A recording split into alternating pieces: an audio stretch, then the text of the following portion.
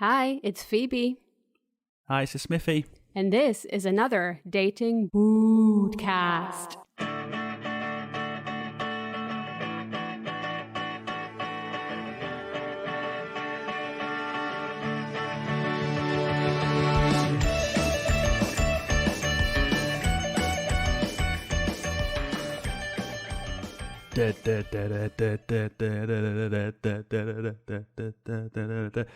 Yes, it's another dating podcast. We're back for episode 2, Electric Boogaloo, even though it's not called that. Well, and hopefully this is coming to you right around the time of Halloween, hence my incredibly lame pun. Oh no, that was beautiful. Beautiful. Yeah, and inspired by Halloween, today we're going to be talking about ghosting. Ooh. That little concept that we're all quite familiar with. We're going to talk about why people do it, what it can feel like on either end of the interaction, and generally, share some stories, share some discussions around the whole concept. Exactly. Yeah. And if there's any wannabe Peter Venkmans out there, I had to get a Ghostbusters reference in there. So if you want to share your experiences with us of ghosting, if you have ghosted even, if you've obviously been ghosted, then you can get in touch with us with our brand new socials and email address. I say socials, social. Get us on Twitter with a dating pod. Sorry, at a dating pod. At a dating pod. Thank you. And our new email address, which is anotherdatingpodcast@gmail.com. That is anotherdatingpodcast@gmail.com. Thank you. That is our house parrot. You're very welcome. Okay. That's where people can share their stories of ghosting. So first and foremost, just for anybody who isn't fully aware of what we mean by ghosting, I have gone to the very reputable source of Urban Dictionary and looked it up. So ghosting is there defined as when a person cuts off all communication with their friends or the person they're dating with zero warning or notice beforehand. You'll mostly see them avoiding friends' phone calls, social media, and avoiding them in public. So that's the official definition of ghosting. I think we're more going to talk about it obviously in the context of dating rather than friendships. But yeah, that's pretty much what it is. You just kind of never hear from the person again. Has that happened to you, Neil? Oh my God, yes. Sorry, I made that sound like it's a daily struggle of the ghosts in my life. No, just to put it into context, obviously, as we've established in the previous episode, I am not currently dating at the moment, or rather, I'm not on loads of dating apps. I'm not kind of doing that thing. I am basing this on past experiences. So, based on past experiences, yes, I have been ghosted quite a few times, to varying degrees. So, For me, obviously, ghosting is, as you've just defined, somebody who cuts contact, cuts all communication with basically no notice, no explanation. Now, I wouldn't consider ghosting somebody, say you've messaged them on a dating site, maybe you've had one message and they've not replied. That's not really ghosting. For me, kind of the cut-off point would be up to a point where you generally are maybe in a conversation with that person, you've been talking to that person a little bit. Even if it's in the early stages of messaging or interaction, if it's a few messages, I'd say probably a handful, and there is a definite vibe there, or seemingly a vibe, and then they're just gone, no further messages. You'd expect a reply, say, to your previous message. There's no reason why they would not message you. You've not said anything offensive. There's no reason that they would just disappear. For me, that would be the cut-off point. So that's when it starts counting as ghosting, essentially. Yes. Yeah. So from that point, and then obviously up until the points of, you've been on dates with people, you've, spoken on the phone, you've maybe gone on a few dates with people. That's happened to me where I've been effectively, I would probably say and probably that's why they ghosted me, but we'll get into that. The next stage of said dating hierarchy, I suppose, would be maybe stop kind of quote unquote seeing each other in a de facto relationship. That would seem to be the next step. People have even ghosted me then. So yes, I have had varying degrees on the litmus test, or rather scale of ghosting. I've probably seen it all. Yeah, I think that it's a very, very good distinction to make there that you mentioned. So, I almost said like there's lightweight, midweight, and heavyweight ghosting. So yeah, lightweight is what you said. Maybe you've messaged like a handful of messages back and forth, maybe even one date, and then the person kind of disappears and doesn't talk to you. I would still consider that maybe lightweight. Then midweight is that thing where you've kind of decided you're seeing each other. You went on a few more dates, you know, maybe you've even been intimate, and then they disappear. And then there's heavyweight, where you're actually in a relationship, you're seemingly committed, you know, even if it is just a few months, but it feels quite substantial. And then it's the classic scenario of, they go out for cigarettes and they're never heard from again, which, you know, thinking of it that way, there's plenty of families, it wasn't called ghosting then, but where that happened, where like a parent or a relative or something one day went out to get something from the shops and was never seen from again. So that's obviously heavyweight ghosting, and that's not really something that we're going to get into too much. But yeah, definitely I've seen both of the light and midweight ghosting. Let's say that. Yeah. Yes, I love the I love the tortured boxing quote combat sport analogy. They are very good, very good. Well, I think that it made the most sense to kind of put it like that. So yeah, obviously it is a common thing. It's almost like a meme these days, you know, on ghosting. Lots of people almost expect it to happen. It's quite commonplace behavior these days, and I found it quite interesting to kind of dig into it to see why do people do that, and how does it kind of relate to how we communicate online generally, kind of speaking. Because I can definitely admit right here, you heard it here first, I have ghosted people, but I've only ever, if I was the one ghosting, so the if I was Casper the ghost, I guess, it was only ever lightweight ghosting. So like maybe the latest I've ever done it was after the first date, but never any later than that. We're going to insert a boo sound. I'm not going to do that. I mean, hiss. No judgment here. Well, we try not to, but sometimes obviously. No, of course not. Just to clarify, I think this is going to be our little disclaimer for the episode. We are in no way trying to judge anyone else's actions or indeed the decisions that they make. Everyone makes decisions for different reasons. We all have our reasons, and at the end of the day, that doesn't define you as a person or them as a person. Or your reactions to it, you know what I Yes. mean? So if you're not the ghost, but you're the one hunting the ghost, you know, how hurt you get by their actions, it's not for us to say that is your feeling. Yeah, you're no matter how irrational another person may feel, how irrational it actually is or isn't, it's not up to us to judge that, because you feel how you feel, and that's up to you. Exactly. Then let's get into it. Why do people ghost? Did some mild digging into this, and came up with one list essentially that gives us 6 reasons, and we can go through them, and I think they'll quite naturally get us into more discussions about the thing. Number 1, just like that movie title says, they're just not that into you. That's reason number 1 why people ghost. So let's discuss that. To me, that's kind of an obvious one, and I guess that is, from where I stand, the main assumption that I would make why somebody would ghost me. Yes. Me being me, that's where I always tend to take it, because that's kind of how I think. My brain's wired that way. Oh, they're not that into me. Even if they seem like they are, I'm not saying I always go for worst case scenario, because I think that would be doing a disservice to myself. It's more, I don't put myself in a position where I'm going to get my hopes up too much. But the thing is, just by thinking, well, they're just not that into me, doesn't automatically equal to me feeling bad about myself. So thinking they're not that into me is not the same as thinking they're not that into me because I am not attractive, or I'm not interesting, or I'm not, you know what I mean? Like, yeah, one is not like the other. No, I can you can totally shrug get it that. off essentially and say, well, they're just not that into me. It's fine.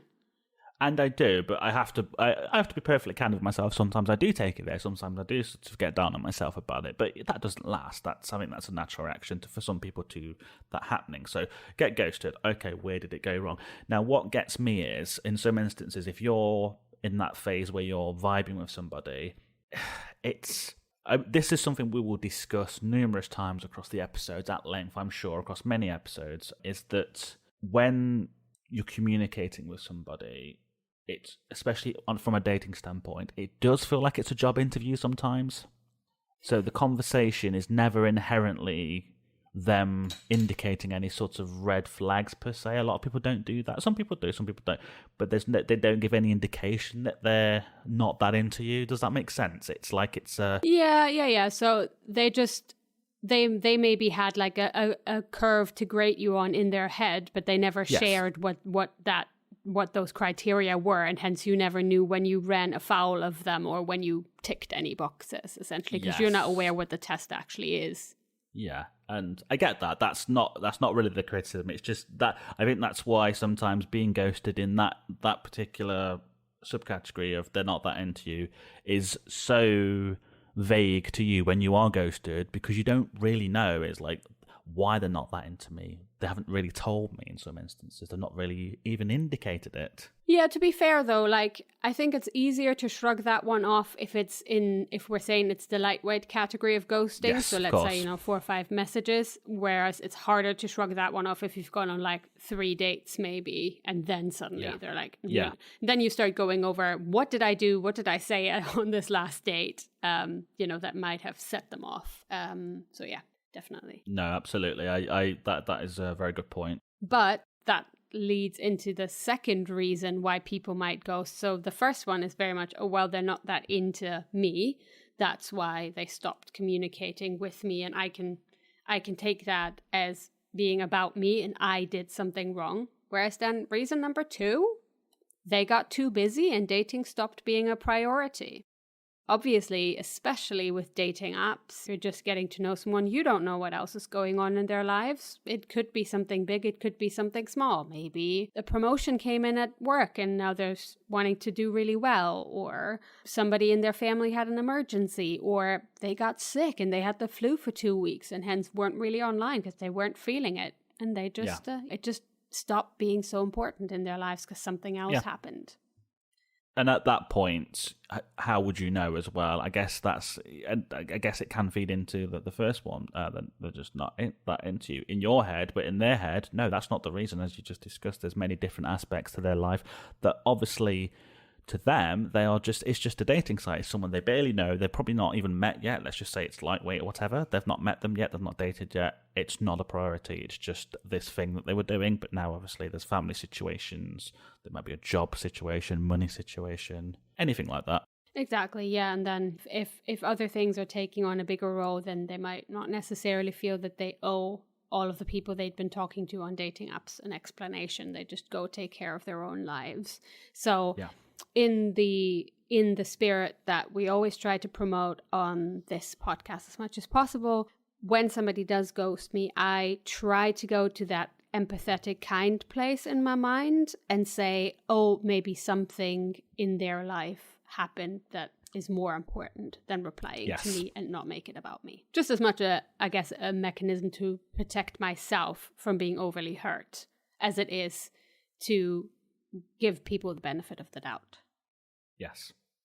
Which then the number 3 reason I found in the research is simply too much time has passed by. And I can personally attest to that happening a couple of times where essentially timing was just weird. Like sometimes it's over the summer. First one person goes on holiday for 2 weeks, then the other person goes on holiday for 2 weeks.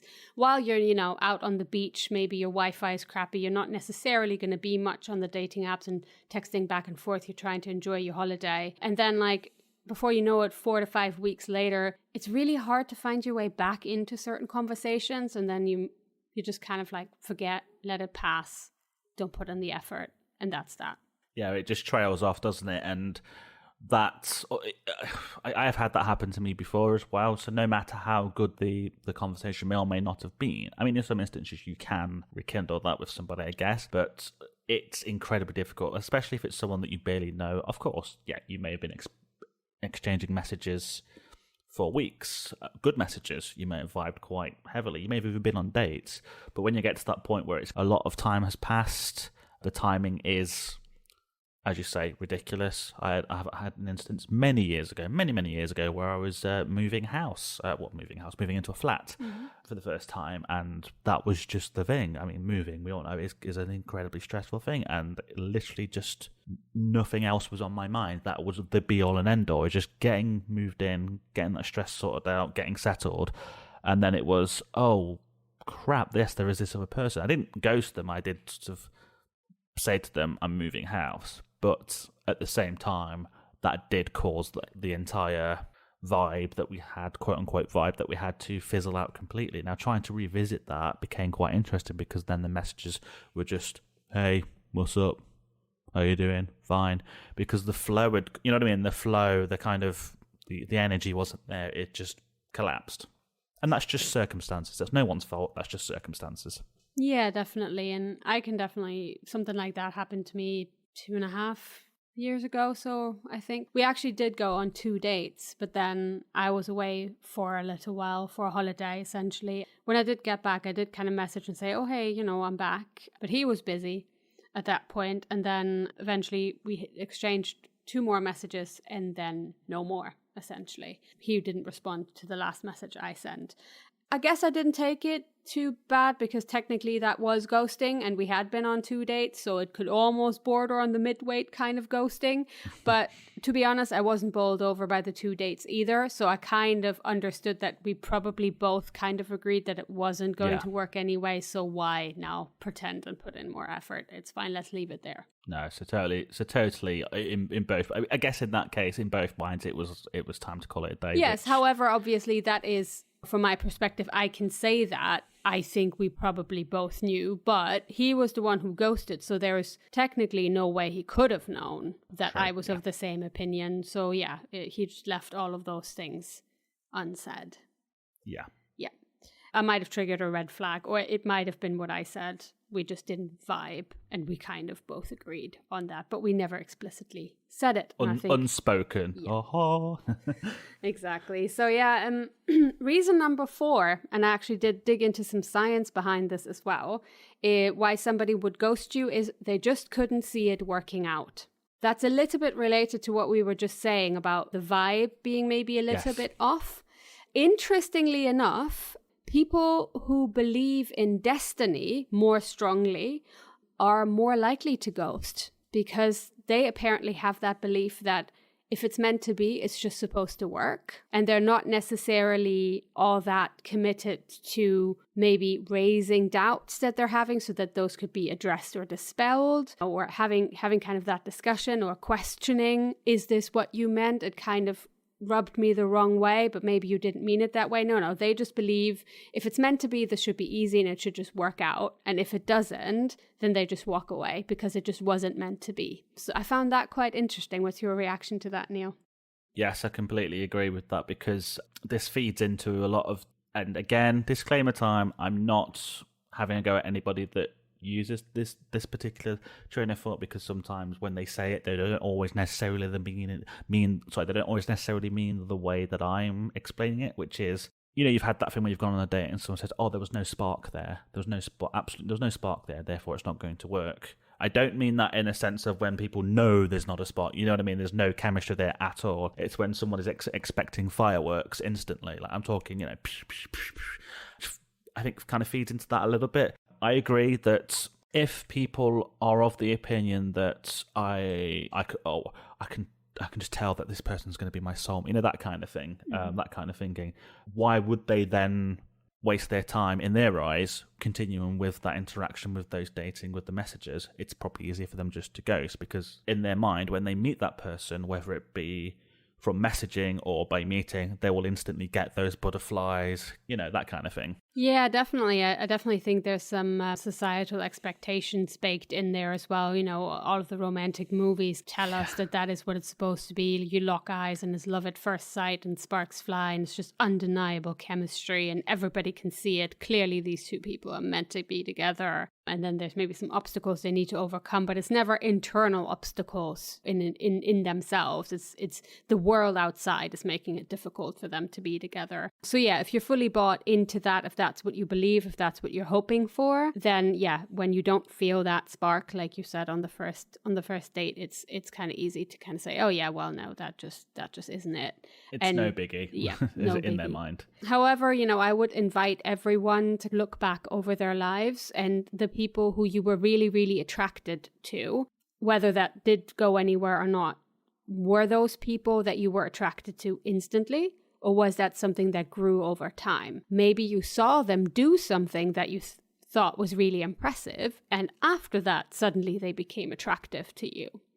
And what about them did you find attractive? So, for example, lots of people find A-type personalities, as in musicians on stage, actors in a movie. Something attracts us to that. If we met that exact same person somewhere in a bar and we didn't know that they were a stage actor, maybe we wouldn't like them that much. Yeah. So I would invite everyone to kind of look at that, because personally I can say, while I don't believe in that I need to fall in love with somebody at first sight, if I don't feel a physical spark and attraction pretty much right away, it's not going to come in later. I know that about myself. But that might not be the case for lots of people. I mean, there's plenty of love stories out there where people were friends for 10 years and suddenly one day to the next they go, man, why did I not see this before? And fell in love. Exactly. Can I actually tell you an interesting story? It does feed into the ghosting thing. And this is kind of one that's not technically listed, but I will slot it in here. This is just more on the attraction instantaneous. You know what I mean? The best first date I've ever had, and we've had this discussion before, and also probably the best first kiss I've ever had with a person. Absolutely incredible first date. It was incredible. We got on great. There was absolute fireworks there. Everything we spoke about was interesting. It was fun. She laughed at my jokes, said that's good. That's a good start. So that's like at least 99 points out of 100 there. Well done. But seriously, it was a fantastic date. But ultimately, it kind of 3 weeks later, we had gone on 3 or 4 dates. We decided to kind of see each other, quote unquote, exclusively, which basically we're in a relationship. Let's be honest.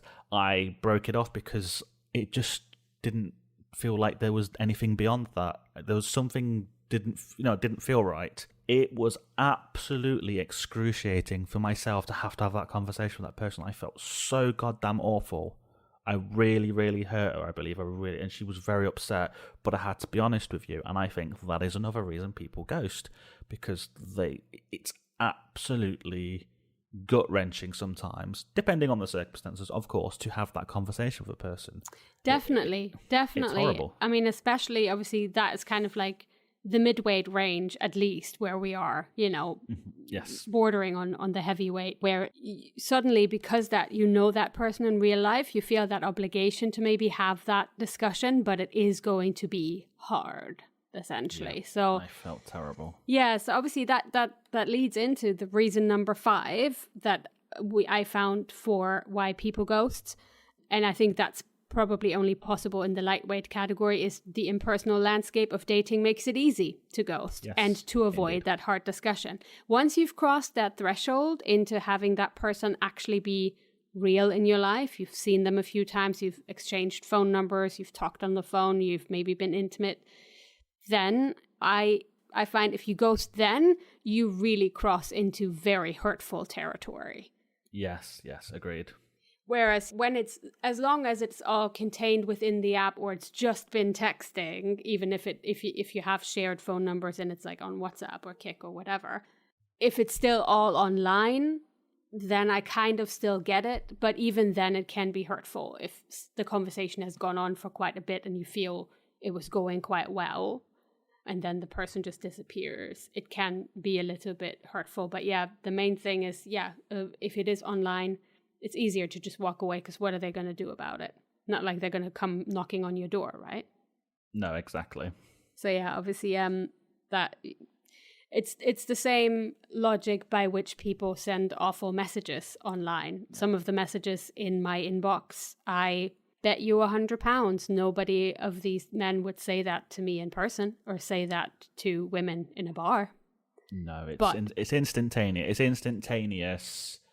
Washing your hands of the situation in many cases. It's obviously the reverse of the offensive messages, but it's instantaneous. And anonymity gives them that gives people that token to, well, I'm just ghosting this person. I don't really know them. I've only spoken to them for 2 days, 4 messages, bye. Exactly. And I think we need to speak a bit more about, people using that excuse for, well, it's easy to walk away, to talk a bit more about the impact of ghosting that can still happen from you walking away just by you avoiding that hard conversation. So we'll do that in just a minute, because obviously I think the sixth one we don't necessarily need to spend a lot of time talking about, but the sixth reason that I kind of found in the literature why people ghost is it's baked into their attachment style. Now that's a much bigger concept. Obviously, if you've never read about attachment styles, I recommend that you do and you figure out what yours is. It explains often so much how you relate to people and what you look for in relationships. But essentially, people with avoidant or anxious attachment styles might ghost for different reasons, but it is very much kind of part of the insecure style of attachment to romantic partners that they have. The avoidant people very much crave independence, so when something gets too close, they tend to run. And then the anxious people constantly need reassurance, and if you're not giving that to them, then they will go seek it elsewhere.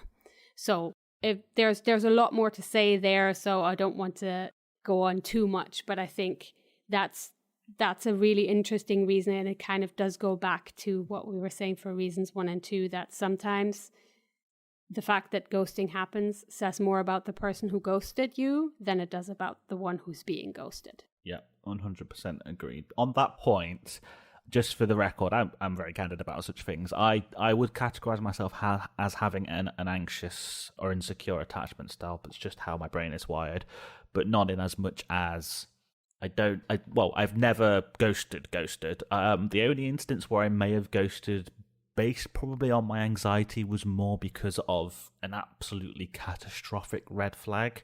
So in this instance, again, not naming names, not giving too many details, it was an instance of someone making a racist comment, or pretty much borderline racist. I'm not talking about, where sometimes you get people go, oh, well, it wasn't that racist. No, it was essentially a very offensive thing to say, and anyone in their right mind would not say that to a person on a dating app.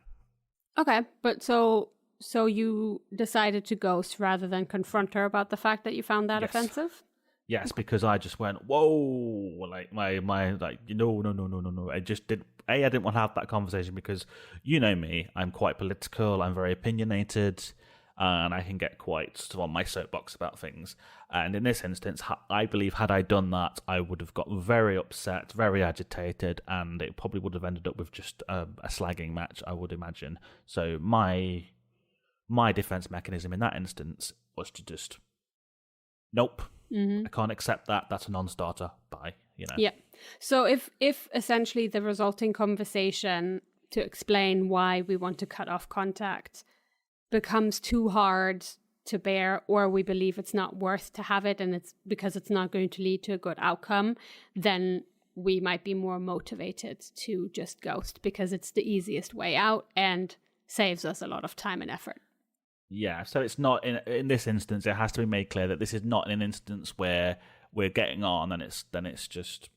I've seen a red flag. When I say a red flag, I mean sort of like, oh well, they've indicated they want kids. So, sorry, I know that's a bit of a. I was trying to think off the top of my head of something relevant. That's a bit cliche. This was something to me fundamentally that had I brought it up, it would have literally resulted in probably quite an aggressive argument, not necessarily from my side.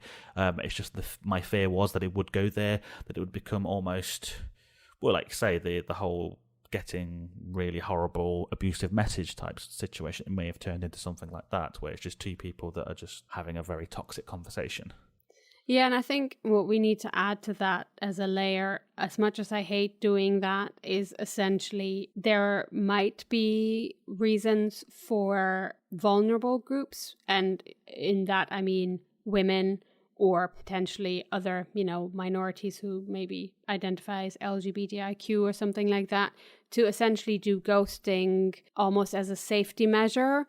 And because they know from experience or from anecdotal evidence that rejecting somebody can very easily result in quite a lot of harassment and very toxic comments coming back, because unfortunately there are still many people out there who do not take rejection well at all and will lash out, and sometimes that is in very mean and hurtful ways. So sometimes people might ghost just to protect themselves from that. I'm glad you said that, actually. That is a very good point. I do actually want to speak on that a little bit. One of the things I did notice back when I was dating, there were a few profiles where we will go into this, disclaimer-heavy profiles. One in particular that stood out on quite a few profiles, this was Puff, of all places, was that please don't message me if I indicate that you're not my type or don't want to message you. I'm sick of people messaging me back being aggressive, or because I said I'm sorry, you don't really seem like my type, I don't think we'll get along. Please don't message me having a go at me about this. So clearly those people were getting a message. They were actually replying to that person. They had the grace to reply to the person and say, sorry, I don't think we'll get along, but thank you for your message, blah, blah, blah. And then clearly they were getting then abusive messages or very negative messages back because of these people that seemingly couldn't handle that quote-unquote imagined rejection. Yeah, exactly. So she, obviously this person had an experience, or possibly more than one, which is usually what happens, why disclaimers like that end up on profiles. I actually have to say, just the other week, I got a message from somebody on a dating app. I had put kind of a deal breaker of mine on my profile, and he messaged me and said, okay, so just to double check, if X, Y, and Z is the case for me, then you wouldn't want to date me.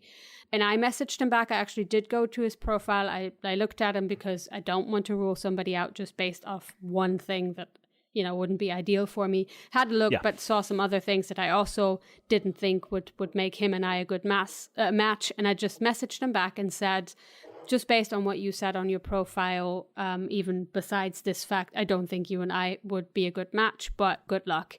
And he got back to me and said, okay, thanks. That's great. Thanks for messaging or for replying back. And I was like, see, it is possible to be civil. We just check parameters. I politely said thanks, but no thanks. And he said, okay, great. And moved on with his life when he could very easily have said something very nasty, but he didn't. So that was nice. I've had that too, where I've actually messaged somebody. Oh God, again, I'm going to keep doing this. Way back when, messaged somebody, and she came back saying, "Sorry, I don't think you're really my cup of tea based on your profile. However, I do think you're quite cute. Good luck. Hope it goes well for you." I said, "Oh, that's quite nice." So, I did my duh face. It's like, no. So yeah. Yeah. Like we said, there might be some people who essentially ghost to protect themselves, because unfortunately, like we said, online interactions give you that little bit of anonymity, and that can bring out the best and the worst in people. So much so that there's now actually like studies, it's almost baked in. This is why I think everybody essentially is on the dating apps, but also hates the dating apps, because we all kind of expect that on the dating apps, everybody treats each other quite horribly.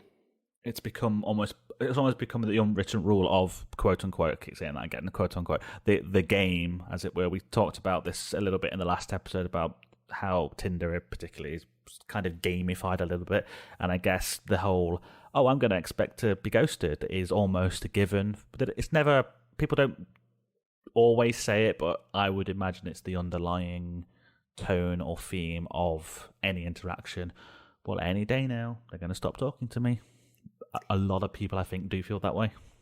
Yeah, I mean, stop talking to me or flip into something not so nice kind of thing. I mean, I pulled out one quote from an article in The Guardian, which is titled, "We've come to expect being treated badly on dating apps." And essentially, it's saying how when people do say thanks but no thanks, then the reaction that they get back is quite toxic. And the quote says, quote, "Some have termed this rejection violence. Subreddits like R Nice Girls, R Nice Guys, and R Nice Gays, where users share nasty online dating encounters, show that this is happening to women and men of all orientations. Dig deeper, however, and research shows it is mostly happening to women."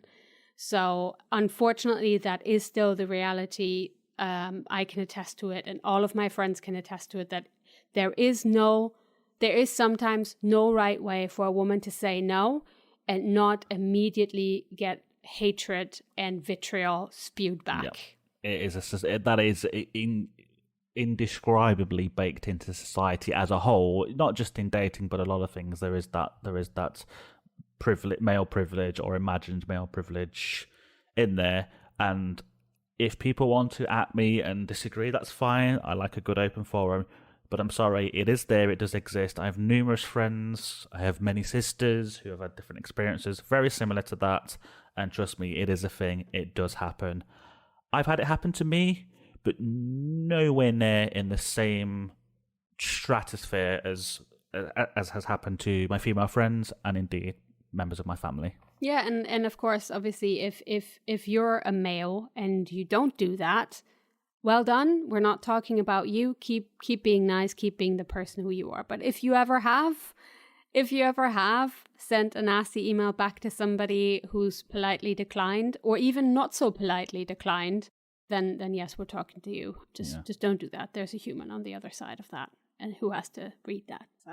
So if we're saying ghosting is often the result of somebody wanting to avoid an uncomfortable situation, which I do have to say this, Brits are masters at trying to avoid confrontation. So I would actually expect that Brits ghost more than anybody else, but I don't have any numbers to back that up. I would say it is probably oh God, you know what? That would be really fascinating. If anybody does have any insight on that, if anyone's got any research, I am going to go and look at this myself, but if anyone's got any interesting insight into whether culturally based on a country or whatever, or if a particular group of people from wherever, doesn't matter, if there is kind of a correlation there, I'd love to see that, because yes, culturally, British people, stiff upper lip and all that, we do not like confrontation. Yeah, so if you do have any studies that show which groups of people dating is more popular on, do at us at Twitter, at datingpod, or send us an email at anotherdatingpodcast@gmail.com. You got the Twitter handle wrong, Phoebes. What, at a dating pod? Is that not the Twitter handle? No, you said dating pod. Oh, I forgot the A. Oh, sorry. That is at a dating pod and a datingpodcast@gmail.com. Now you got the email address wrong. It's not a dating podcast. It's another dating podcast at gmail.com. See, this is where we get confused, because Twitter is a dating pod, and then the email is another dating podcast. It's going to be great. Basically, also, I want people to, if they get several bounce back emails, count them and tell us how many bounce back emails, just to confirm how lame we really are at keeping everything uniformed. It'd be great. It's all right. We're taking a leaf out of Dominic Monaghan's book, who can never remember the email for the Friendship Onion podcast either. So it's fine. We'll get it eventually. But yeah, so if anybody has any statistics on which group of people, nationality-wise or otherwise, is more likely to ghost, we'd love to see it. But this then obviously brings up the fact of, okay, how do you back out of in a relationship, if it's not even that, an interaction that you don't see going anywhere without hurting somebody's feelings? Any ideas of what somebody could have done better, just from personal experience? For me, I'm going to bring up the example of that lady that I was obviously seeing, is that unfortunately, depending on circumstances where you're at, with the weight classes that we've done, it's invariably you are always going to hurt somebody's feelings. That is a given. We are wired as humans to want to connect with people. It is baked into our very instinctual nature. Anthropologists can give you the be, where, why, and all that sort of stuff, but it is inherently part of what makes us human. So if we feel connected to a person, depending on that level of connection, if then there is a break in that, we are going to feel rejected. There is no two ways about it. We are going to feel it in some form or another. That's why we have a limbic system. That's why it exists. So for me, I would always kind of try and do it in a way that is accepting of the fact, yeah, I'm going to feel rubbish for hurting this person, but they're probably going to feel a lot worse. So dependent on the situation, so this example, obviously the midweight, I just kind of had to be completely, not brutally honest, but honest, so that, yes, as hurt as she is, as much as she's probably going to be really angry at me and going to be really, I'm going to be crying and probably quite hateful towards me in her head, if I'm giving her absolute 100% honesty, I mean, she doesn't know if I'm being honest. I could be completely bullshitting her. But for me, if I'm giving her complete honesty and she can see that it's genuine, at least I have that. My conscience is clear. But then in her mind, at least she knows I've given her honesty and it's no other reason other than the reasons I'm giving. I've not got any ulterior motive. I've not met somebody else. It's not of that. Now, if it was messages, vibing, the lightweight, I would still be absolutely honest, but because of the circumstances, I wouldn't really need. I wouldn't feel obliged to probably go into too much of it. It would just be, well, I don't really think we're going to get along great. I don't think we're a very good match. Good luck, goodbye. Whereas the actual reason might be, oh, there's this red flag, there's this red flag, there's this red flag. Whereas the person that I'm probably a little bit more involved with, I'd probably be way more honest. Yeah, definitely. I think it's the level of honesty is what I'm trying to say. That's how I would, depending on the situation and how much the connection is there, what level it's at, should I say, the defining variable would be the honesty level. How much would I be prepared to tell that person? Because either way, I have to accept that they are going to get hurt. Well, so, yeah, I mean that's at least what you expect, especially if it's more of the midweight. But if it's just a few messages, that might be you projecting and saying like, oh, maybe I think they will get hurt because you like that person, but not enough to continue. Well, maybe going. Not hurt, maybe disappointed. I think is probably a better word. But definitely, I think obviously how much detail you believe you owe somebody depends on how far the relationship has gotten. I do always think that being clear in what you're communicating is very important. So if you're going to essentially politely withdraw from an interaction, be clear about your reason and don't be wishy-washy. So don't withdraw and then come back again. Mean it, essentially. Because there's nothing worse than somebody going, oh, I don't know, maybe kinda, I'm having some doubts, what do you think? No, don't do that. You know what I mean? Like it's kind of like that halfway goes. Or they wait for you to end it because they don't want to, and you can see that's what they're waiting for. Infuriating. So definitely being clear, but yeah, I agree with you. Obviously, if it's lightweight, if it's just a few messages, a simple, I don't see this going anywhere, or I'm not enjoying this, I'm gonna end it here, good luck to you, that's fine. But then obviously if you have seen each other in person a few times, again, you can leave it as vague as just don't think the vibe was right, something like that, or you can give more detail if you want to. Kind of have to judge how well the other person is going to take that as well. Because I love it when you give a reason and it's a perfectly valid reason for you, but the other person doesn't think it's a valid reason, then they start arguing with you. Oh, yes. I do have a good story about that. Now, again, a little disclaimer on this. This is not in any way an indication of this person. This person was lovely. They were excellent. They just completely misunderstood, which is fine. But I think it's important to share this story, at least from the point of view of what we've just been discussing. So, had a few messages with this person, really vibing with them. I really liked what they said, the interactions that we had. They were very, not distant, because that's not a fair assumption, because everyone has a lot of stuff going on in their lives, but they weren't sort of, it was nice meandering messages. Every day or every couple of days I'd get a message. Now, as we've discussed in the past, one of my things is I always like, if possible, to have kind of a phone call, just an icebreaker with somebody. And I wanted to have an icebreaker with this person, and they seemed absolutely fine with that.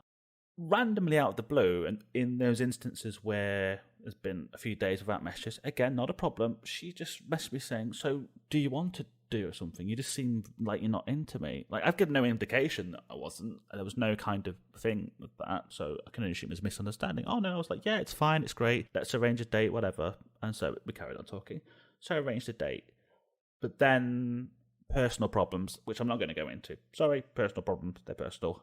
I had to kind of pull away and say, honestly, I don't think I have the mental capacity or the energy, whatever you want to call it, to do this. I'm really sorry. Blah, blah, blah, blah. This is, we're going through this now of how do we say to people it's not going to go forward. And I was very honest as to the reasons why. Fine. Okay, goodbye. She seemed fine. 2 weeks later, I got a message back saying, I thought about it for a while. I really liked you. I thought we were going somewhere. It's clear to see now that you never had any interest in meeting me. all that thing about wanting to break the ice, you just wanted a pen pal, you didn't really want to meet me or set up a date. It seems to me like you've met someone else but didn't have the balls to tell me that you'd met somebody else. It's very clear that you just wanted me to like start sexting with you and stuff like that, which was completely mind-blowing because none of our conversations ever got even overtly sexual in any way, shape or form. So that was a complete mind-blowing situation. Well, obviously, again, that's her making inference from probably her past experience or possibly also other people getting into her head. You know, if she was quite upset about this, you know, not going the way that she wanted to. I certainly have stories like that as well, where after something went the other way and I essentially broke something off, a couple of weeks later, the guy came back and asked me, by the way, did you meet somebody else? And I was like, no. Did I give you any indication that I met somebody else when we talked? When we talked, you were fully understanding and appreciative and agreed with the reasons why I broke up with you and why this isn't working, why this isn't going to be a long-term thing. Clearly, somebody got into your head. One of your friends said, oh, maybe she met somebody else. And then you circled back. Yeah. Because it wasn't something that would have naturally, I think, occurred to him to ask, because that's not how our relationship was. No. But yeah, that unfortunately, obviously, that is a thing that often people infer what they think would have been an acceptable reason why you stepped away, rather than actually accepting at the face value that you gave them. Yes, exactly. Which to them might not be a valid reason. Maybe this person has never dealt with personal problems of the same nature that you were describing, and hence to them that wasn't a valid reason to walk away. Yeah, exactly. Yeah. As I say, lovely girl. She was lovely, and I did reply back, these are the facts. She never replied back to me. I just hope that she accepted those. If she doesn't, that's not my problem. But no, definitely. I think yeah, you did the responsible thing there, and hopefully over time she would have realized that as well. But yeah, I mean, one other just interesting thing that I think we should bring up here is we're saying, okay, you know, try and be honest, try and be clear, gauge how much detail you need to give somebody when you do want to step away. But there is interesting research out there that I found that actually couching that conversation in the concept of an apology, of saying sorry, but isn't actually very helpful. Saying sorry when ending a relationship, however far advanced, doesn't actually make either the rejector or the receiver of the rejection feel any better. If anything, it makes them feel worse. Isn't that interesting? Oh, yes. Sorry, just I'm getting all bleary-eyed, thinking back to the past again. You know, nostalgic Neil. There you go. I've got my my superhero name now. Nostalgic Neil. Yes, that is absolutely. I do agree with that 100%. Yeah. So it's a bit counterintuitive actually, but essentially, in society, it's very much baked into the concept that if somebody says sorry to you, your response should be, it's okay, I forgive you, essentially, even if you don't say the words, I forgive you. But your response is supposed to be, when somebody apologizes to you, you forgive them. Mm. However, this study actually found that when it's about rejection, so about saying no, and that doesn't necessarily have to be romantic rejection. It might be telling a friend you can't make it to their big birthday party because you have a prior commitment or something like that.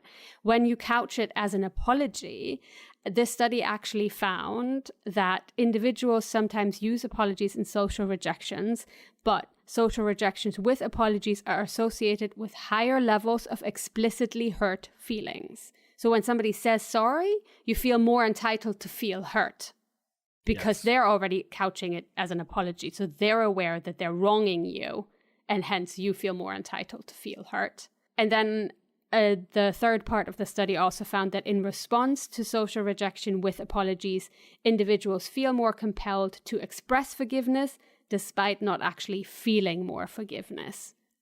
Yes. So that's the thing. We have that knee-jerk reaction. Society has trained us. It's a domino effect. Yeah. But we might actually, because the person who rejected us has now forced us to also immediately say, I forgive you. Now we actually resent them more because we didn't want to say, I forgive you. Does that make sense? So then it spirals out of control. Yes, absolutely. And inherently, I can accept that in some instances when you are saying sorry. Again, another disclaimer, another one of those. I would say it's almost, you're almost unaware that you are doing it. It's just how we are programmed to behave, especially in the Western world. It is just, especially if we're British, we apologise even when we're not sorry. So even if we are sorry, and then somewhere in between, if we're breaking up with somebody, and we just kind of just throw it in there because it's the norm, we say sorry for everything. Yeah, I mean, Brits say sorry if you bump into them, because clearly, just by their mere existence, they were offending you. But yeah, I very much kind of think sometimes saying sorry can almost be for your own benefit. Now, there's correlated research about apologies in and of themselves, and sometimes how they can be very helpful and sometimes they can be very harmful. So in the sense that if, let's say, you haven't heard from somebody who really wronged you in a really long time, say 10 years or something, and they come around and they try to make amends with you, to fully own what they did and that they hurt you and apologize for that, that could actually lift a weight off you and be very helpful. However, if somebody apologizes to you maybe more immediately or in a way that essentially all it's aimed at is that they don't want you to be mad at them anymore because you being mad at them makes them feel bad, then that apology is self-interested and it's actually harmful. Sometimes people apologize to make themselves feel better, not to make the other person feel better, and there's a huge difference. 100%. Can I tell a story? Sorry, this is going to get a little bit deep. I don't want to go on too long, but... And again, I'm very candid. One of my past relationships, and I have no qualms about talking about this because I generally don't care anymore. Well, I do a little bit, but my ex-fiancée cheated on me and left me for somebody else. Now, one of the things she kept saying when she broke the news to me that we were breaking up was, "I'm really sorry, I'm so sorry," constantly for the few days before she then subsequently left. Now, what stuck with me, and it still affects me to this day, is the one thing, and I'm never going to get it, but the one thing, if she actually genuinely apologized for what she did, the choices she made, the decisions she made, honestly, the amount of weight that would be lifted off me would be mesmerizing. It would be brilliant. But I am never going to get that, and I've accepted that. But that initial phase of, I'm sorry, clearly, blatantly was pure overwhelming guilt on her part, but not at the same time not accepting that guilt.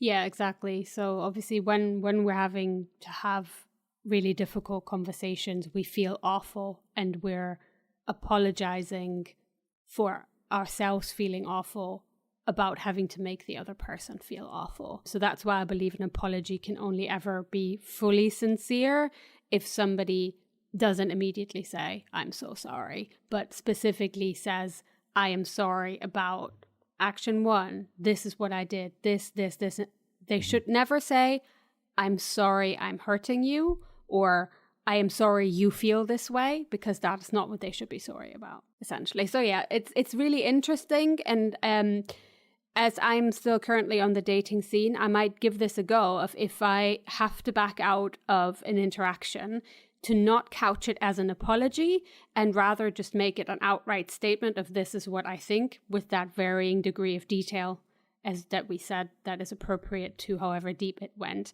but to not apologize for it, because inherently there is nothing wrong. I shouldn't need to apologize for the fact that I don't like somebody, don't like them in a romantic way.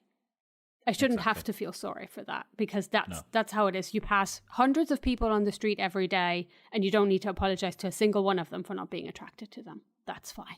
So I'm going to give it a go. Really? You don't need to do that? Oh, God, my morning walks are going to be so interesting. I'm not sorry. I'm glad. I'll report back of how obviously this goes, being a female in the dating world. But yeah. Indeed. Yeah, I'm going to give it a go. Anyway. So yeah, I think we've kind of circled around quite nicely around kind of different aspects of ghosting. I do want to take a moment to acknowledge that where we have focused a lot on kind of the lightweight and midweight ghosting rather than the full heavyweight, where somebody walks out on you after maybe years or like some really full commitments. that at the end of the day, I don't want to judge anybody's feelings of how hurt you get by ghosting. I am relatively capable of brushing it off and not taking it personal, not saying, oh, it means I wasn't good enough, even if it is relatively far down the line. But that's just me. And I know other people, or depending how attached you got relatively soon, might take it really, really hard. Yes, right here. Yeah. I would, and have very hard. Yes. Yeah, but I think one thing that I would want everybody to remember is that, you know, that thing that we said, ghosting says more about the other person than it does about you. They weren't a big enough person, mature enough to have that conversation with you, to even have the common decency to say, this is what it is. And that says more about who they are as a person, and maybe you're better off not dating that person because clearly they can't quite communicate, or when things get uncomfortable, they'd rather run. And that's not really a great foundation for a relationship anyway. You know, because if they don't do it about something like that, then what if something another situation arises in your relationship that gets really hard, and you want somebody to just bounce, or do you want somebody to stick it out and have that uncomfortable situation? So yeah, that's about the best advice that I think one can take away the next time somebody ghosts and goes away. First, assume that it's not you, assume that it's them. And if it then continues to bug you, go scream into a pillow. Something like that. Yeah. On that point, I guess the best advice I can give from personal experience is, as much as it's going to suck for you to have that conversation, just have it. Because I promise you, I guarantee you that if you do, you're honest, if you make it very clear, as Phoebe has very eloquently stated, if you do it in such a way that, yes, they're going to be hurt, but at least you're giving them the respect and the benefit of that conversation, as rubbish as you feel, I guarantee you, after that, your conscience will be such that you will be able to live with that in a comfortable way, and you will feel awesome for it because you did something that was incredibly difficult but incredibly courageous, and you did it. Yeah, or you can do what I do when I have to send a message like that I really struggle with, and that I retype probably 17 million times. Once I've sent it and hit send, I kind of throw my phone away in disgust. Well, not in disgust, but in kind of like, ooh, I don't want to touch this anymore. I wrap it up in a blanket, like I hit send, and then I just like, and then I can't touch my phone for like 10 minutes because I feel so dirty and awful and horrible for having. Is that why you have a phone graveyard outside your house of just broken phones piled up? Oh, yeah, another one. It goes the other way around as well, though. Like if I go out on a limb and maybe send somebody a really nice text message of like, you know, where randomly asking out a stranger who I met, I'll give details. I met a really nice museum guide on a day out with friends, and you know, he was like explaining some things to us about some fossils and whatnot, and I thought he was really cute, but I didn't have the nerve to ask him out on a date as we were there, also because it had been raining all day and I think I didn't look my best. But I couldn't quite stop talking about him on the way back, and so my friends convinced me to stalk him on Facebook and send him a message to ask him out, and I was like, oh, this is such a bad idea, but as it goes, peer pressure. So I did, but after I sent the message of, dude, he maybe want to go out on a date, I had to throw my phone away and not touch it for about 25 minutes. It's like, I can't look. I just can't. And that's what I do when I have to reject someone. Can I ask, did you go on a date? No, he had a girlfriend. Hey, at least you know. Yeah, I mean, he was very nice about it. He said, "Oh, I'm very flattered, but I have a girlfriend already who I can bore with all my random facts about fossils and stuff. But you know, thanks for getting in touch." And I said, "Well, you can't blame a girl for trying," and that's where we left it. Oh, see, that never happened. I totally need to get into paleontology. You know, clearly that's clearly the only reason. Clearly, yeah. There we go. Brilliant. Look, I love that story. That's fantastic. Yeah, hey, finally, in here I thought I wouldn't have any good stories to share. I did. Some good ones. Right. So yeah. So that's the topic of ghosting. You know, maybe we've taken a little bit of the scariness of ghosting out of that subject. Generally, I think we want to banish the ghost of ghosting. Let's get rid of it. Let's make it extinct. Let's call the Ghostbusters. We don't want this ghost anymore. The ghost of ghosting needs to die, essentially. The ghost of ghosting. The ghost of ghosting needs to be ghosted, and then the ghost of ghosting ghosted needs to be ghosted and laid to rest. So the ghost can be laid to rest, so to say. Okay, you lost me somewhere there in the middle, but I think we're saying the same thing. And anyway, it's a meta ghosting analogy. That's it. Yeah, so all you lovely people who are going to get dressed up for Halloween, make sure that after you take off your costume, you don't remain a ghost. You know, if there are people who you've recently stopped talking to, it's not too late to essentially send them a quick message, give them a reason why you disappeared. It's not too late. This Halloween season, you know, say, "Ooh, I'm back to haunt you. Remember me from 4 weeks ago?" Yeah, it'd be a cute opener, wouldn't it? Yeah, or I want to suck your blood. No, don't do that. That would be so wrong. But yeah, essentially, yeah. If you do decide to go back and give somebody a reason who you recently ghosted, or just going forward, maybe take into account what the impact's going to be on the other person, and if there are not better ways to communicate why you no longer want to speak to them. That's it, really. Yes. Just as per usual, advocating for more niceness on the internet and in real life, I suppose, because some of these conversations need to happen in real life.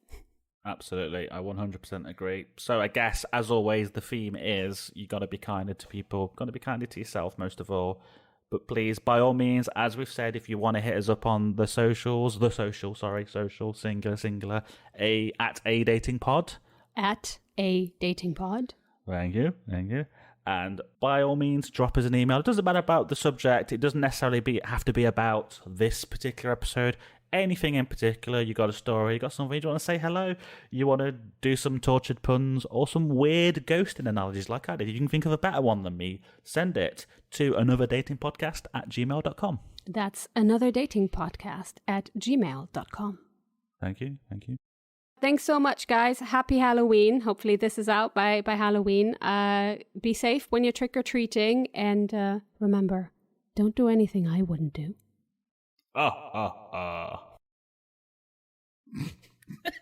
Sorry.